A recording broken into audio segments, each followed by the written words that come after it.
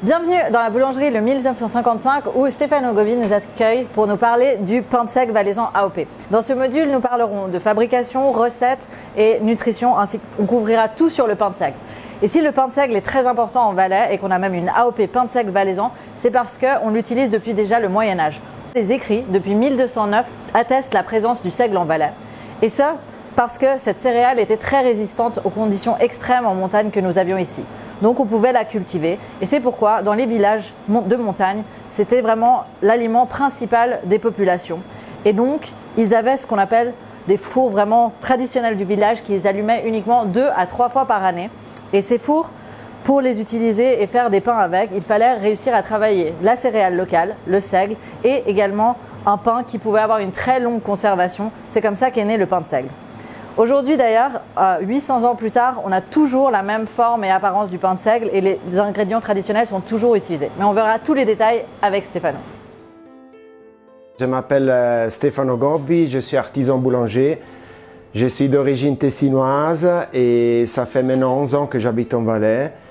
Et moi j'adore beaucoup justement les produits valaisans parce que comme le pain de seigle, etc. parce que c'est comme le valaisan. C'est vraiment les gens ici, je les trouve authentiques et comme tous les produits, voilà. Pour faire du pain de seigle, il faut naturellement de l'eau, de la farine de seigle, du sel fin, de la levure et du levain. Un levain, c'est tout simplement de la farine, dans ce cas de la farine seigle, qu'elle est très riche en sels minéraux et en levure sauvage. On la laisse reposer plusieurs jours avec des réfléchis, ça veut dire on lui donne à manger en lui donnant de l'eau et de la farine pour plusieurs jours. Jusqu'au jour, ça va se créer cette flore de bactéries qui permet de faire lever les pâtes. Tout simplement, comme on fabrique du pain de seigle, on prend l'eau, on la mélange avec la farine, le sel, la levure et le levain. Bref, on prend tous les ingrédients et puis on pétrit bien. On peut le pétrir avec un pétrin ou à la main, ça dépend des quantités. Moi, pour les petites quantités, je préfère à la main. Il n'y a pas un travail mécanique du pétrin. La pâte elle est plus soyeuse, elle est plus soignée aussi et le résultat elle est meilleur. Une fois qu'on a pétri tous les ingrédients d'une pâte homogène, je la laisse reposer sous plastique ou dans un bac. L'important est que la pâte ne croûte pas. On la laisse fermenter, on la laisse environ doubler de volume. Une fois qu'elle a doublé de volume, on les divise en morceaux. On peut faire de pain de seigle de 250 grammes, 500 grammes ou d'un kilo, ça dépend de la demande des clients. On les boule. On va y mettre la petite pastille AOP, on les arrobe encore dans la farine de seigle et après on va les couvrir pour pouvoir laisser la pâte craqueler. Ça c'est un bon signe de fermentation et une fois qu'elle est craquelée, on pourra la mettre dans un four, mais pas dans n'importe quel four, dans un four à sol. C'est le plus proche, on va dire, de nos anciens fours à bois. Pourquoi c'est important dans le four à sol? Ça représente un peu les mêmes, les mêmes qualités qu'un four à bois, ou presque, il n'y a pas ce goût fumé, mais bref, le pain il est cuit directement sur le sol. C'est pas comme dans un four à air chaud qui sèche plus vite. Le goût il est meilleur, la fraîcheur elle est meilleure et l'aspect aussi. Pour la fermentation du pain de seigle, ça peut varier, c'est un peu au goût de l'artisan, mais minimum, je dirais, ça serait top, minimum 12 heures jusqu'à 48 heures. Et plus la fermentation elle est longue, plus naturellement le pain de seigle il va avoir un peu ce goût typique un peu acidulé. Pas tout le monde aime ce goût, mais il faut se dire aussi qu'un pain de seigle avec une très bonne longue fermentation, il va se garder plusieurs jours. Moi, je conseillerais le temps maximum de fermentation de 48 heures. Après, ça va devenir un peu comme du vinaigre, tu vois, c'est trop acide, pas tout le monde aime ça. Le pain de seigle, on peut le conserver en plusieurs formes, on va dire. En tout cas, il faut que vous vous rappelez bien, jamais dans du plastique, jamais. Sinon, ça va se créer des moisissures nocives, c'est pas bon. Il faut que le pain il respire, alors on peut dire dans du coton, dans du lin, dans des produits naturels, ou tout simplement dans le cornet à pain que vous trouverez chez le boulanger, voilà. Après, dans ces conditions, le pain il va se garder à la cuisine plusieurs jours, jusqu'à une semaine ou même 2 semaines.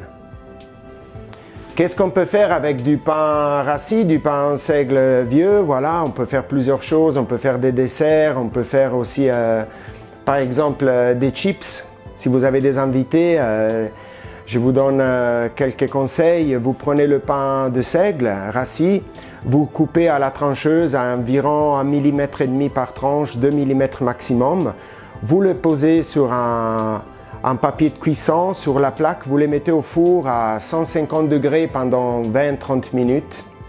Vous les sortez du four, vous les laissez refroidir et après vous aurez des super chips de seigle.